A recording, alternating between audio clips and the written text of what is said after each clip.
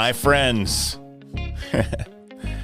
thanks for tuning in to another episode of 15 Minutes with Fuzz. We are on the 14th episode. And honestly, I'm just glad I've been able to do anything consistently for 14 weeks in a row, especially like late stage COVID. Life's a little different now, you know? I've been having a lot of fun learning about great organizations, events, things going on in Washington County, Wisconsin. By the way, also learned there's like a Washington County in every single state in the nation. Maybe Hawaii even has one. I don't know. But there are many. Anyway, I'm looking forward to learning even more. If you ever have an idea for the show, there's somebody I should interview, an organization, a person, an event going on, go to my website, 15withfuzz.com, click on Contact at the top or bottom of the page. Drop me a line. Let me know who I should be talking to. And I'm always looking to learn about things that I'm not familiar with. This show has been a selfish way for me to expand my horizons, and hopefully I'm expanding yours a bit along the way. Again, 15withfuzz.com, or you can email 15withfuzz@gmail.com. Speaking of, on this episode, I'm speaking with Noelle Braun. She's the executive director behind Casa Guadalupe. It's a nonprofit organization that aims to be the bridge of integration to those who identify as Hispanic or Latino and to the communities in which they live through education and community access. So, here we are. 15 minutes on Casa Guadalupe with Noelle Braun on 15 Minutes with Fuzz.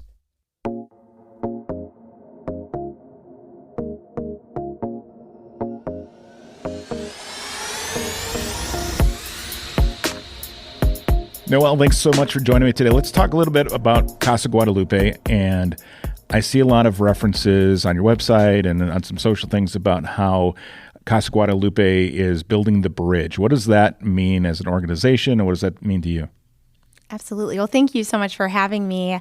When we talk about Casa Guadalupe and our mission to be this bridge of integration to Hispanics in the communities in which they live through education and community access, we do think of ourselves as these holistic connectors between the Spanish speakers and non-Spanish speakers in Washington County. So we do offer these resources for newcomers to the community who are from Spanish-speaking countries, living here, working here, raising their families here. But with that, in a predominantly English-speaking community, there comes certain barriers. And so we are that link that we're bringing, individuals to the right resources in such a variety of areas. I mentioned like a holistic connector because it could be like for their health, their well-being, through the school system, through jobs, through like just daily life in general. So we are really proud to be that in the community. And then we also look at ways to bring our growing diverse community together and to celebrate our cultural differences. And so that's another way that we like to be a bridge as well. Very good. And you've been at Casa Guadalupe for a while now, right? So how has it grown and adapted, and how has the county kind of grown and adapted over the years? Yes. So Casa Guadalupe itself was founded in 2006 by Mary Lynn Bennett and Father Rafael Rodriguez. And I had the opportunity to start as the executive director in 2012.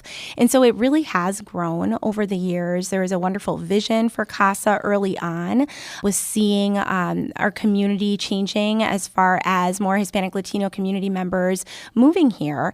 And so we started out providing English classes. That was a primary goal. Knowing there are Spanish speakers in our community, life will be easier in our community if people learn more English, in their jobs and just daily life. So we've continued that since the start. And when I started, we also were just starting an after-school reading program for Hispanic Latino elementary school students in the West Bend School District. So since then, fortunately, thanks to funding, of course, through grants, received by local private foundations, organizations, organizations, generous community members, et cetera. Over the years, we have been able to add to our staff. And, without that staff capacity, you can't grow as much. So fortunately, we have people in place that have grown our programs, such as our after-school reading program. We started a program for Hispanic Latino high school students that was just in the West Bend School District. Now it's in West Bend, Hartford, and Kewaskum. So we are casting this net in Washington County to work with the Latino individuals. We also started a larger health program initiative called Healthy Latinos, Healthy Futures. Some are Spanish camps, some are reading programs. There's so many things that, fortunately, through collaborators on our staff and volunteers, that we've been able to offer now. Sure, and that's all here in Washington County, right? Exactly, just in Washington County. How many people are like a part of the organization, and how many do you support and such as well? Yes, so there are, as far as individuals in our community that identify as Hispanic Latino, based on some recent 2020 census data, those that responded, there's about 4,400. And there are younger families that we're serving. So if you look at that number, almost half then would be under the age of 18. So those that we are working with closely for the most part are individuals, adults that have moved here from a Spanish-speaking country and are now raising their families here. And with that comes some different generational things as well, because then you get the first generation children here. Right. And just like any immigrant story, right? We've all come from somewhere for the most part here in the U.S., right here in our community. And so, but again, it's mostly focused on those that are newcomers and then raising their families. So on an average year, we serve around 450 individuals, I would say. And that's through, the children and the adults that we're working with. And we've recently started offering certain programs that are kind of this crossover now into the non-Spanish speaking, non-Hispanic Latino community through our summer Spanish camps and Spanish classes for adults too. So that's exciting to have that clientele as well. Sure. So in those cases, you're teaching English speakers Spanish. Exactly. And then, but in most day-to-day, you're helping Spanish speakers learn English and yes. help become part of the community, be able to interact and all those pieces as well. Yes, absolutely. So again, you said the after-school reading program is in West Bend, Kewaskum, and Hartford?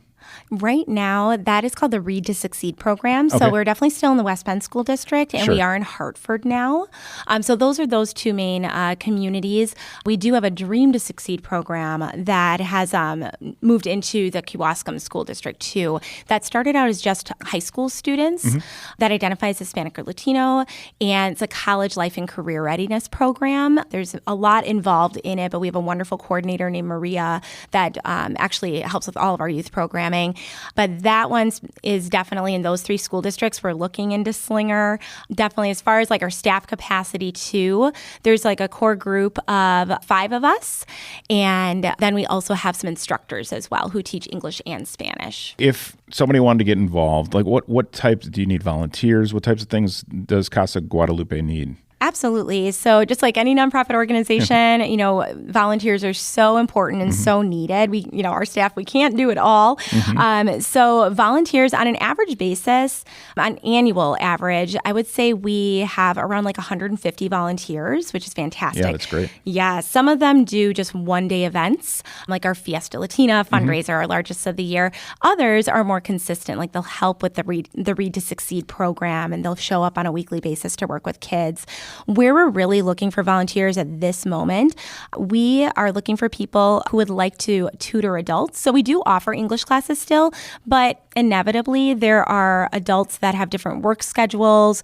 The times that we offer classes just don't work with their schedule as well. And so we do like to recruit individuals who don't mind, just a little training, like a book that they can go off of, and working individually, virtually or in person. There are some that do prefer virtual stills. We, of course, had to adapt during COVID and provided some virtual classes. So there are opportunities for both of those. And it really is just trying to pair people up as best as possible based on the volunteer and the student schedule. We are also currently looking for individuals who love working with kids and can help provide childcare during English classes or other programs. For instance, we're having a health program coming up soon. It's like a 6-week program on Monday evenings. And so we recruit and we look for people that can help just watch a small group of kids. That way it can break down that barrier for the parents so they they can say, oh, you know what? You got childcare taken care of. Great. Now I can attend this program that will benefit them. Same thing with English classes. So definitely looking for childcare Tuesday, Thursday mornings in West Bend from 10:30 to noon. And in the evenings, we have English classes on Tuesday, Thursdays from 6 to 7:30. And again, just as things pop up. So that's where our biggest volunteer needs are at the moment. And those are all at your Casa Guadalupe building, is that correct? The majority of them are. So yes, so our Casa Guadalupe office is in West Bend at 419 Roosevelt Drive. It's in Barton, technically, right next to St. Mary's Church. So we have our space there. We actually offer our Read to Succeed program in West Bend in the gymnasium at St. Mary's, which evolved because of COVID, provides a large space. We can bring kids from multiple schools to one location. So that's been working out pretty well. In Hartford, we utilize a variety of locations. Currently, our English classes are at St. Aidan's Episcopal Church in Hartford, and we've utilized the United Way Resource Center at times as well. So if anyone is interested in volunteering and they fill out the application, go through the process, then we would certainly let them know those locations. Yeah, and then if somebody does want to get involved, what's the best way to start? Yes. So if anyone is looking to get involved on a volunteer basis, filling out that application is the best start. So we, on our website, we do have a pretty user-friendly space to find where the application is. It's in a Google form format. So they can go and click on that link and fill it out. And we check that constantly to make sure that we're following up with volunteers. We get the notification when someone's applied. We do a background check, of course, and then we will touch base with that individual based on what they want to help with. We also, if someone is interested in just calling us to get more information, our phone number, 262-306-2900. I'm probably one of the best people just to call and see, how they can get involved. Sure, certainly. What is your website address? Our website is www.casaguadalupeonline.org. Do you guys have any events coming up between now and the end of the year? That's typically in May that you guys have Fiesta Latina, right? Correct. So Fiesta, our plan is next year. I can't believe it. It's going to be our 10th annual Fiesta Latina. We always have it at Regner Park. It's normally the third weekend of May. It's most likely will be a Saturday. So that, we're getting ready for that, of course. In the past, we've had different fundraising events. For 6 years, we had a karaoke fundraiser, which was super fun. Right now, though, we are looking towards the future on what will make the most sense for fundraising efforts for Casa. We're definitely going to do Fiesta, but I want the community to stay tuned for next fall. We are in talks. We have a group of wonderful leaders through the West Bend Chamber's Leadership West Bend program. Sure, yeah. And I just had a meeting with them recently. This group is going to help us plan a scholarship fundraiser specific to the Dream to Succeed program. We're currently in our third year of providing this opportunity for participating students. If they're eligible, GPA requirements and interview, essays, all that goes into it. But this is our first year. We gave away 6 scholarships to any 2 or 4-year college that they were going to. This past year, we gave away 15. Wow. Yeah, so really exciting just to see their dreams and hear their stories. So we do want to turn it into more of a fundraising event just focused on the sustaining of the scholarship fund. So the community will hear more about that in 2022. That's great. That's awesome. Well, we appreciate all that you're doing for the community as a whole. It's a great resource here for families and for children, and we appreciate you coming on. We'll talk again before Fiesta Latina next year to kind of get a scoop on the events that are going on and what everybody can expect then. But Noelle, I appreciate you coming on today, and thanks for all you do. Thank you so much for this opportunity. Absolutely.